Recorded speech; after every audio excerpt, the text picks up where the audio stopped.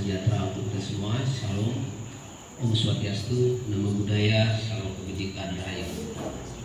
Yang kami hormati Ketua K3S, Ustadz Pengurus, dan seluruh kepala sekolah SD se-Kecamatan Perusahaan Janang atau yang mewakili, dan yang kami hormati Ibu Pengawas, dan yang kami hormati Bapak dari Badan Gizi Nasional yang berkenan hadir pada pagi hari ini sebagaimana yang kami undangkan malam tadi ya.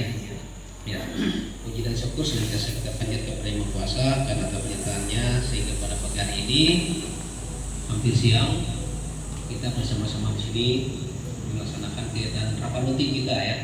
Karena kebetulan untuk bulan ini karena gilirannya SD Kandis ya.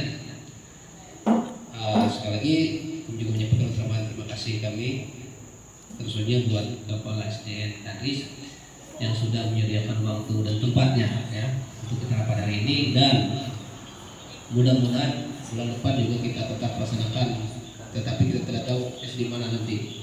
Jadi siap-siap untuk bulan berikutnya.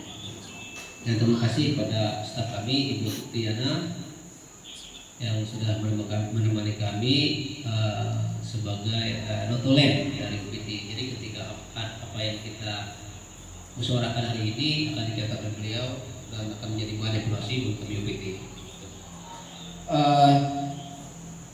Tidak banyak hal yang yang akan kami sampaikan hari ini karena kita kebetulan ada Ibu Pengawas, kebetulan ada dari Badan Gizi Nasional. Namun kami menyampaikan beberapa informasi. Yang pertama, berdasarkan hasil evaluasi kami terhadap pelaksanaan aplikasi absen AT, masih ada beberapa sekolah yang masih belum bisa kemarin ya, karena kami langsung ke lapangan. Itu ada beberapa sekolah yang belum bisa absen ya, karena contohnya seperti di SDN Kandis itu sudah sudah bisa ya. Kemudian di SDN Terang 200 itu masih belum karena mereka tidak terdaftar kemarin, kecuali yang terbaru ini mudah-mudahan sudah terdaftar di Kominfo. Nah kemudian ada juga Kandris gitu. Nah, jadi kendalanya kemarin kalau Kandris ini kan bukan neneng ya. Kalau Kandris ini titik koordinat kemarin sempat katanya di dalam hutan sana di koordinat, kemudian di seberang jalan dekat kuburan gitu ya. Nah, tapi sudah clear pulang ya, aman. Nah kenapa itu kami cek kemarin, karena takutnya nanti ibu bapak ini kan banyak yang sertifikasi. Nah sedangkan salah satu syarat sertifikasi itu kan melampirkan bukti kehadiran. Nah kalau di dalam aplikasi absen AT itu terbaca tidak hadir, takutnya nanti ada pemotongan kan untuk sertifikasi maupun tunjangan lainnya yang dari daerah. Nah makanya kami selalu mengingatkan kemarin, tolong upayakan jangan sampai bolong absennya ya. Nah karena itu akan ada pemotongan kehadirannya dan sangat berpengaruh. Kalau dulu kita masih mungkin bisa rekayasa sertifikasi, misalnya kehadirannya sekian-sekian, tapi karena itu manual sekarang sudah tidak bisa lagi. Dan kemudian ini juga banyak sekali keuntungannya bagi kepala sekolah dengan adanya aplikasi absen AT.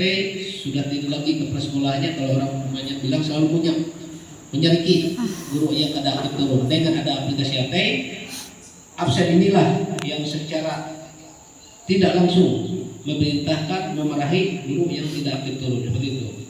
Karena ini kan aplikasi AT ini selain di dinas pendidikan terbaca, dia di Kominfo terbaca, dia tidak bisa kita rekayasa.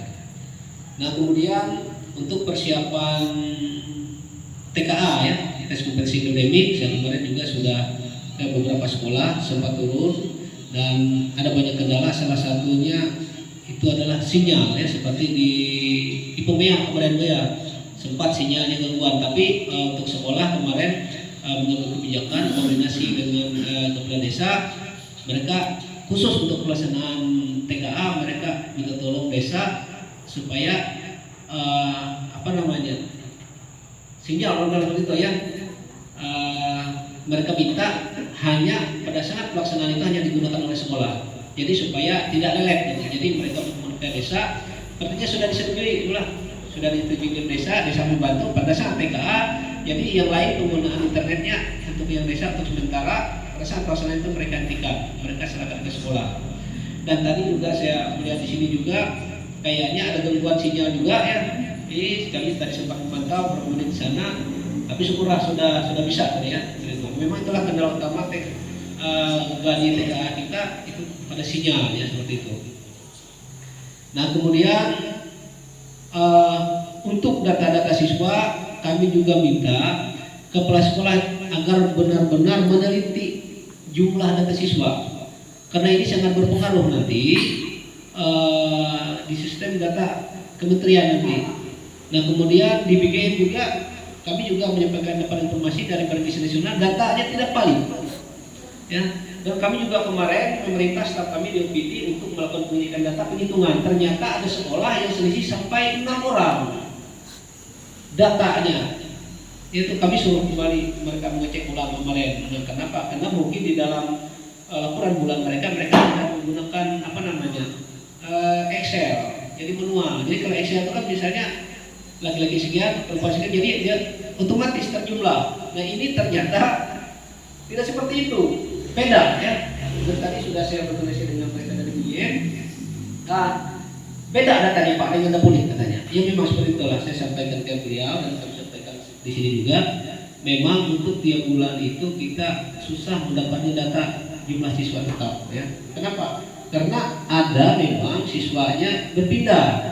Ada sekolah misalnya bulan ini kita kirim data ke BIN, nah ternyata besok lusanya mereka pindah ke sekolah lain. Itulah apa sebabnya kemudian datanya itu tidak bisa valid ya, karena mereka sudah berpindah-pindah begitu.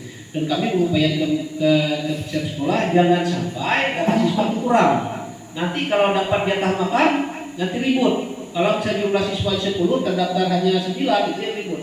Kalau lebih mudah-mudahan tidak masalah seperti itu. Nah, kemudian untuk beberapa sekolah TK juga kemarin katanya ada yang berubah juga kita berita. Nah, dan Bapak dari BGN terus terang kami sampaikan di sini Pak, ini ada pertanyaan yang memang dari dulu sampai sekarang sudah berulang-ulang di setiap forum ditanyakan kapan kan begitu. Kita Kecamatan Terusen Janang ini dapat BGN itu. Kalau di kecamatan lain itu hampir semua sudah dapat ya. Nah, hampir kurang lebih 1 tahun orang dapat, tapi kita di Kecamatan Janang itu mohon maaf ya, kami sampaikan di forum ini hanya diminta data setiap bulan, konfirmasi data hampir tiap bulan diminta, tapi kapan dapat makannya kan seperti itu.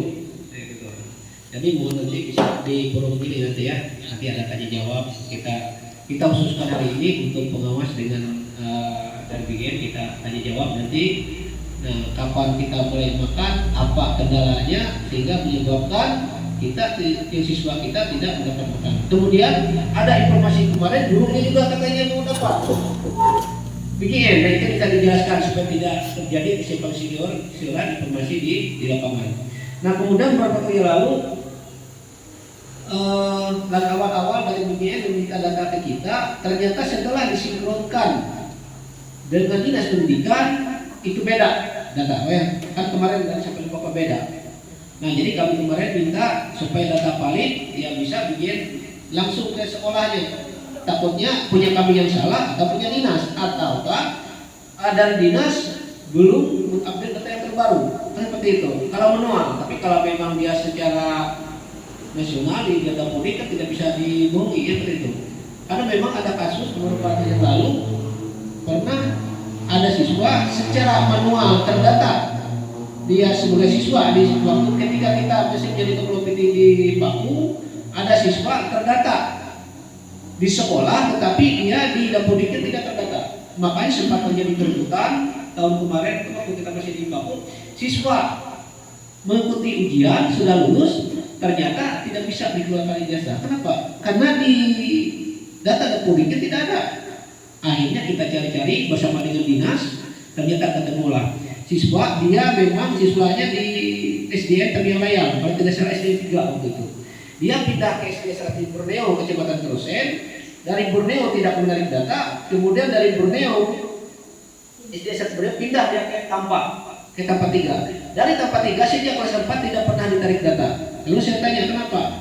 Pak, katanya ketika kamu menarik data di SDN 1 Borneo tidak ada datanya, sehingga dibiarkanlah sampai 2 tahun sehingga siswa itu ikut ujian. Nah itu sempat kemarin terjadi keributan di UPT dan di dinas pemberdayaan. Untungnya dibantu oleh Pak Dudi dicarilah data nama siswa dan nama orang tua sehingga dapat akhirnya bisa yang bersangkutan mendapat ijazah. Itu pengalaman Pak. Jadi data di Dapodik itu kalau memang kepala sekolahnya kurang teliti itu bisa tertinggal. Tapi mudah-mudahan di tempat kita tidak dapat karena kami kalau di UPT Kementerian kami selalu meminta untuk kepala sekolahnya selalu memeriksa data setiap bulan pada saat laporan bulan dan itu pun masih ada kecolongan. Itu yang kami anehnya kemarin di SDN kurang 200 ya datanya selisih jumlah siswa itu. Tidak apa-apa kalau itu lebih data siswa. Tapi yang intinya yang semuanya itu sudah masuk. Kemudian tadi ada disampaikan oleh dari BGN, saya kirim sudah ke grup, katanya silahkan nanti itu diklik nanti masuk di grup BGN ya.